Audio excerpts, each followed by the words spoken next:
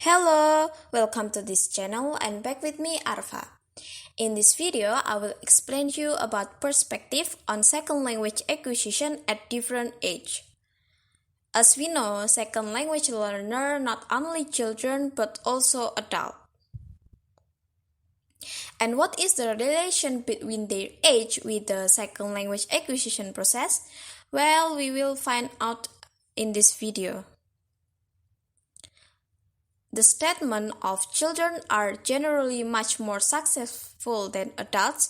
This is maybe the common statements that you are heard as the second language learner, and the most famous statement about the relation between age and the second language acquisition process. But this theory has been hotly debated in the last few decades. The debate has centered on the question of how much certain age-related factors contribute to the explanation of the age effect.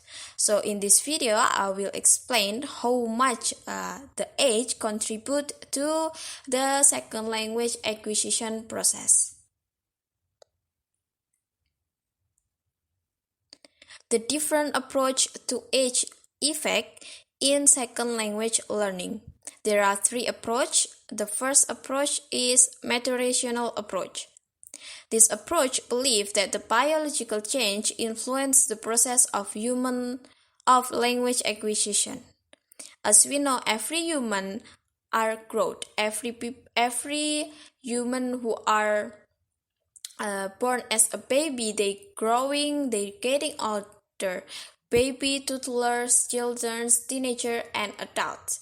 And this biological change influence the second language acquisition process. The biological change that influence this process called neurobiological maturation. The example of neurobiological maturation is the understanding of grammar. As we are getting older, we will easily understand the concept of grammar. And the maturational approach create the critical period hypothesis. This is the crucial time of human age to acquire second language. Some scientists believe that every human has their window of opportunity. So when they are at their critical period time,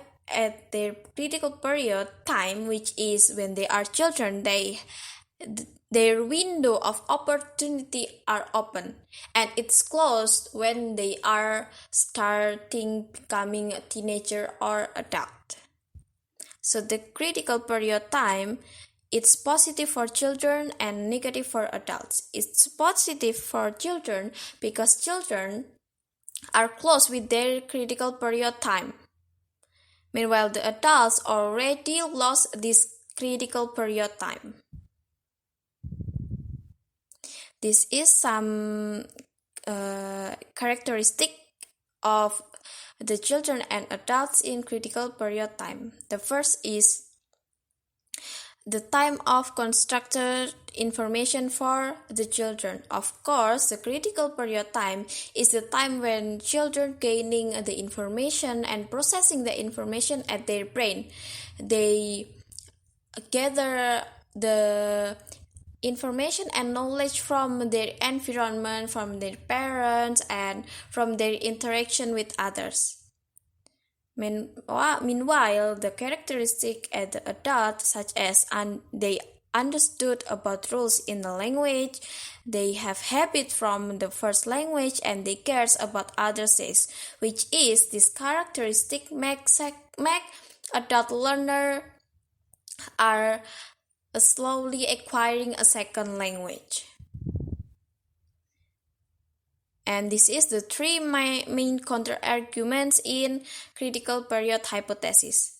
The first is the slope of the age function, which means that there's no one who could predict when the critical period start and end for the second language learner. The second argument is second language and native speaker is incomparable. There are two reasons why they are incomparable. The first is the native speaker is monolingual, meanwhile the first speaker is bilingual, so they are not comparable. And the second is there's no one really know how native speakers speak at their daily activity. And the last argument is there's no clear standard of what native speaker is. Until now, there's no test that could test the real not how native speaker speak and act at their daily life. So we can't measure the second language ability and comparing with the native speaker ability. The second approach is usage-based approach. This approach focuses on the usage of rules from the language itself. For example, it's focused on the grammar. You can see this table. You can see this table to see how the difference of children and adults in the aspect of form-function mapping and interference. The first for the children. Children is at the time to build the system, to build the mapping at their brain to organize the information that they have been filtered. Meanwhile, the adults, they are impossible to reorganize a system. This is caused adult has slower than the children to acquiring second language, because adults already has a system that they are organized when they are learning first language. For the interference aspect, children has less influence of first language.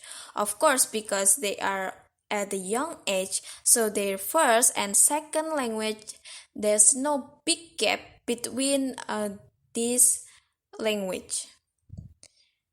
And for the adults, they have a strong influence of first language because their first language becoming their habit. So we cannot deny that the first language affect a lot at the second language when the learner of second language is adult. The third approach is learner varieties approach.